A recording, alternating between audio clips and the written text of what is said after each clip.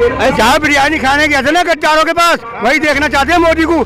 इमरान के पास जाके बैठ जा, इमरान तेरा भाई है, इमरान की माँ को छोड़ ले गया था ना, और इमरान की माँ तेरी माँ है, इमरान तेरा भाई है। तो इससे पता चलता है कि खून का बहाना बहुत आसान है, आंसू का निकलना बहुत मुश्किल है बेटे। अगर आज हम थक गए, आने वाली नस्लें हमें गाली देंगी, रोंगी, और ये कहेंगी नाले थे उन पे बड़े बूढ़ों पे जो ये बीज बो गए हमारे लिए। जब तक हम जिंदा हैं ये कानून वापस होगा। अब मैं क्या था, ये परमाणु बम है, परमाणु बम है ये। पाकिस्तान की हमें सोच देता, चीन की हमें सोचता था, अरे हमारी एकता हो ना, बॉर्डर पे पेशाब करने बाढ़ आ जाएगी। वहाँ दिल ये करा फांसी लगा लें, क्या कह रहा फिर दिल ये करा वोट ये के मोदी को हमने बहुत बड़ी गलती करी है, वोट दे के। अब दिल ये करा कि फांसी लगा लें, रातों को भागे कि हमारा अन्नदाता रो रहा है, हमारा अन्नदाता रो रहा है। मोदी जी जाग जाओ, जाग जाओ, जाग जाओ, और नहीं ऊपर वाला भी तुम पर भरोसा करना छोड़ देगा। ये वो गद्दार निकले, ये अपने भाभी के जेवर लेके भागने वाला इंसान है, तो इसके आंसू क्यों निकलेंगे? हाँ, तिरंगे के बारे में। अच्छा ठीक है, इनसे बात करके आप रहना खड़ा है। और ये गाजीपुर बॉर्डर है जहां लगातार किसानों की संख्या दिन प्रतिदिन बढ़ती नजर आ रही है। मैं आपको बता दूं हर घंटे किसानों की संख्या यहां पर लगातार बढ़ रही है। सवाल अब ये है कि आने वाला जो वक्त है क्या होने वाला है। जिस तरीके से राकेश टिकैत मंच पर रो गए, भावुकता पूरी दुनिया ने देखा और फिर एक बड़ा जनसैलाब बनकर उभरा। कैसे देख रहे हैं सर इस पूरे प्रोटेस्ट? ये जो हमारे नेताजी का जो भावुक होना, ये हमारे लिए एक नई एनर्जी पैदा कर गया। जो उनके जो आंसू थे वो एक सुनामी लेके आए हैं, और ये उनके आंसू मतलब इतना बड़ा आंदोलन खड़ा कर गए हैं जिसकी हमने कभी कल्पना नहीं की थी। उसका उदाहरण आप देख चुके हैं। अब क्या होगा, नेक्स्ट स्टेप क्या होने वाला है? देखिए नेक्स्ट स्टेप तो ये है कि जो हमारी 40 जथेबंदियां हैं, जो संयुक्त मोर्चा है, जो वो डिसीजन लेगा वो बताएंगे, तो वो अगला नेक्स्ट स्टेप होगा। लेकिन शांतिपूर्ण आंदोलन चलता रहेगा। कहा जा रहा है कि 26 तारीख के बाद आंदोलन कमजोर हो गया है, दो जो जथेबंदियां वो साइड हो गए। नहीं, कोई साइड नहीं हुई है। ये वो लोग साइड हुए हैं जो हमारे बीच में जयचंद थे, जो जयचंद थे वो भाग चुके हैं सर। हाँ जी, तो हाँ अपनी बात रखिए, क्या देख रहे हैं, कैसे देख रहे हैं इस आंदोलन? इन आंदोलन को राहत का टिकैत साहब का रोना, पूरे देश के आंखों में आंसू थे, बच्चों के आंखों में आंसू थे। तो इससे पता चलता है कि खून का बहाना बहुत आसान है, आंसू का निकलना बहुत मुश्किल है बेटे। जब दिल पे चोट पड़ती है, जब आंसू निकलते हैं। और रही बात तिरंगे की, तिरंगे का अगर जिक्र करा जाए, दलित से करो, वाल्मीकि से करो, जाट से करो, राजपूत से करो, और सिखों से करो, मुसलमानों से करो, ईसाइयों से करो, जिन्होंने सम्मान ही न करा हो तिरंगे का, वो अपमान बचा रहे हमें। आरएसएस वालों ने कभी सम्मान नहीं करा और वो कह रहे अपमान हो गया। अरे सम्मान करते तो हमारे दिल को भी दुख होता कि इन्होंने कल सम्मान करा था, आज इन्हें अपमान लग रहा है। इन्होंने सम्मान ही नहीं करा, अब अपमान की बात करते हैं। तो भौंकने रहेंगे और हम चलते रहेंगे, ये भौंकते रहेंगे, हम चलते रहेंगे, हम थकेंगे नहीं। अगर आज हम थक गए, आने वाली नस्लें हमें गाली देंगी, रोंगी, और ये कहेंगी नाले थे उन पे बड़े बूढ़ों पे जो ये बीज बो गए हमारे लिए। आने वाली नस्लों की लड़ाई, आने वाले नस्लें रोवेंगी। जो हमारे पुरुष कुर्बानी दे गए थे आज़ादी में, हमने खुशी मंगाई थी कि हमें आज़ादी मिली है। हमें क्या पता था आरएसएस के हाथ में हुकूमत पहुंच जाएगी, फिर से गुलाम। आरएसएस के हाथ में हुकूमत पहुंच जाएगी, हमें पता नहीं था। अभी आपने क्या, राष्ट्रपति ने बोला हमाम में सब नंगे हैं, ये हमाम में सब नंगे हैं। ये बोलेगा कौन? बोलेगा वो टिकैत बोल रहा है। सच्चाई छुप नहीं सकती इन झूठे असूलों से, खुशबू आ नहीं सकती कागज के फूलों से। तो मैं ये भाई साहब की बात को आगे बढ़ाता हुआ ये कह रहा हूँ कि ये जितने भी झूठ फैला लें, ये कागज के फूल हैं, इनमें कभी खुशबू नहीं आ सकती। कागज के फूल हैं। जीतेंगे इतने बड़े सम्राट, इतने बड़े हुकूमत कैसे जीतेंगे? ये हुकूमत जो है ये आप लोगों ने बहुत बड़ी कर दी है। ये किसान के आगे ये कुछ भी नहीं है, ये किसान के आगे चींटी है। 70% भारत की जनसंख्या का 70% किसान है रियल में, और किसान इतना धैर्यवान है। किसान तो जब खेत में जाता है तो सांप, बिच्छू, चीते, बिल्ली, कुत्ते बिल्ली से नहीं डरता। तो इन नकली जो सत्ताधारी भेड़िए हैं, इनसे क्या डरेगा? ये आप जो गिद्ध दिखाई दे रहे हैं ना, ये आप कैमरा दिखाइए, ये गिज घूम रहे हैं, ये गिज की नस्ल के हैं, ये मैं इनको गिज की नस्ल का कहूंगा, ये गिज हैं, ये गरीब जनता का मांस खा रहे हैं, ये गिज हैं, ये तो ये गिज जो है ये ज्यादा दिन तक टिकने वाले नहीं है। हम हैं बाज, जो ऊपर उड़ता है उसकी आंख हमेशा नीचे, उसकी उड़ान ऊंची होती है, किसान बाज है और ये गिज है।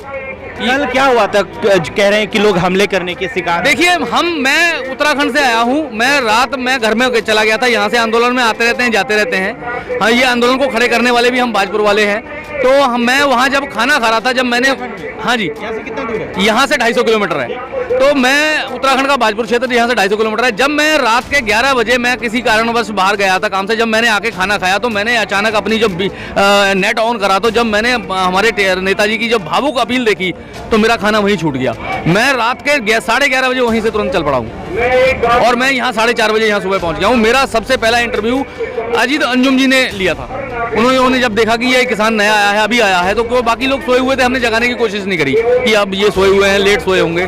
तो मैं यहाँ 4:30 बजे यहाँ पहुँच गया था और मैं बड़ी मुश्किल से, मेरी 55 साल की एज है, मैं बीमार भी हूँ, लेकिन मुझे 20 मीटर भी दिखाई नहीं दे रहा था, उसके बावजूद भी मेरा हौसला बुलंद था और मैं यहाँ पहुँच गया।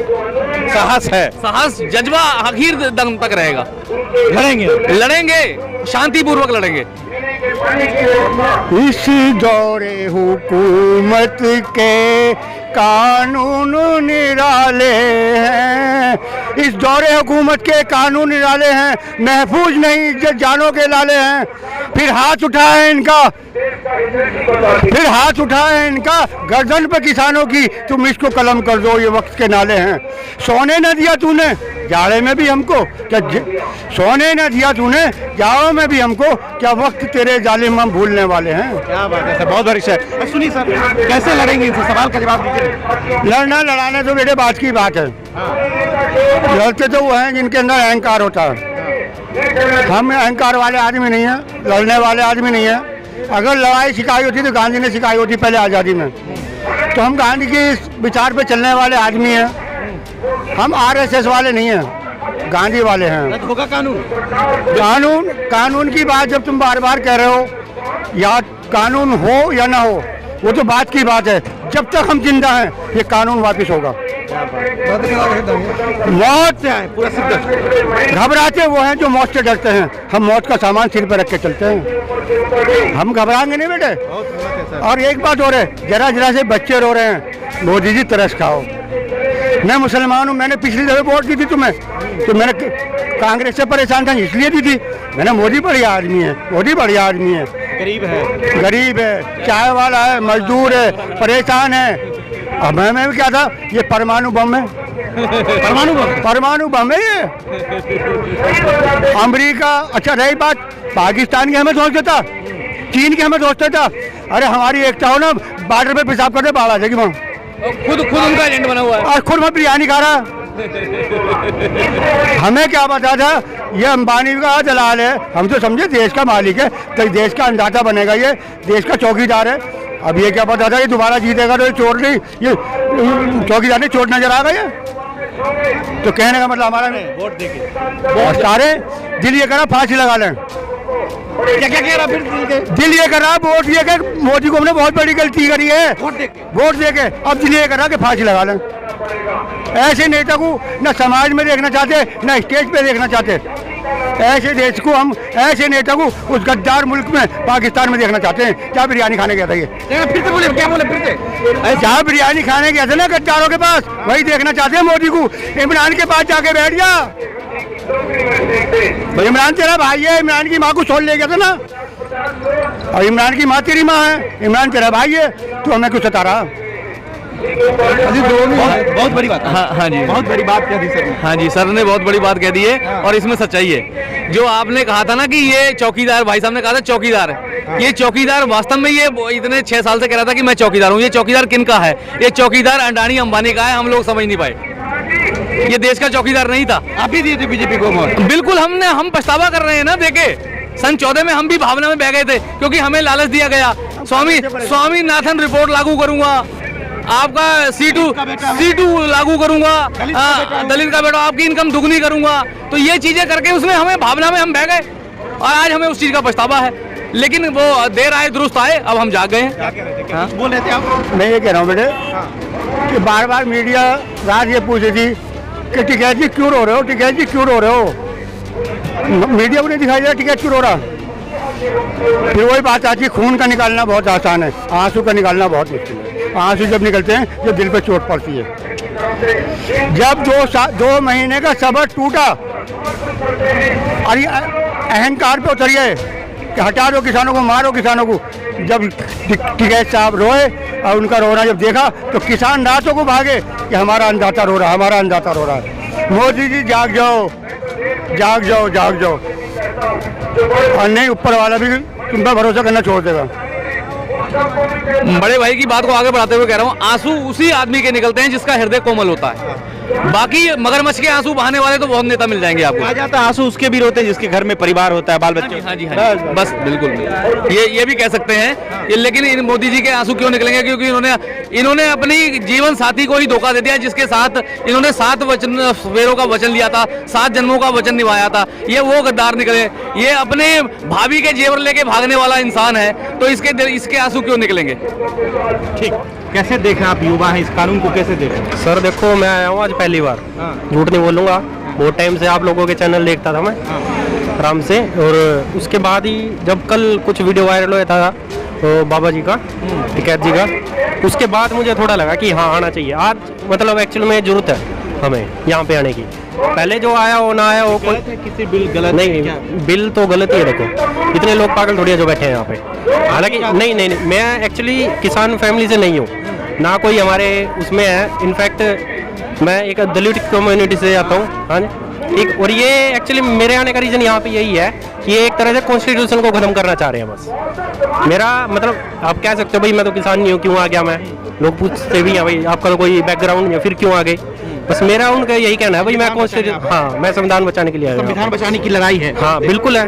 इन्होंने जितने भी बात थी, इन्होंने बोला देश नहीं बिकने दूंगा, कुछ नहीं होने दूंगा, इन्होंने कुछ नहीं किया। ये सिर्फ कॉन्स्टिट्यूशन खत्म करना चाह रहे हैं। अभी हम आ रहे थे यहाँ पे 1 घंटे पहले की बात है, तो वहाँ पे पता नहीं कौन, शायद RSS के बंदे थे कुछ 20-30, और वहाँ पे नारेबाजी कर रहे थे किसानों के खिलाफ। हमने खुद देखा, वीडियो भी है हमारे पास। तो RSS वगैरह वाले के वो नारेबाजी क्या कर रहे थे कि तिरंगे झंडे का अपमान हम नहीं सहेंगे, हम नहीं सहेंगे, ऐसी ऐसी बातें बोल रहे थे वो। और मैं उनसे ये पूछना चाहता हूँ RSS वालों को, अगर तुम में इतना वही नहीं है, तिरंगे झंडे का अपमान नहीं सह सकते तुम लोग, तो तुम वहाँ पे फहराओ ना एक बार अपने RSS के दफ्तर में ये वाला झंडा। आज तक इन्होंने फहराया कभी तिरंगा? कभी फहराया तो दिखा दो, कोई फोटो दिखा दो, फोटोशॉप करके दिखाओगे तो दिखाते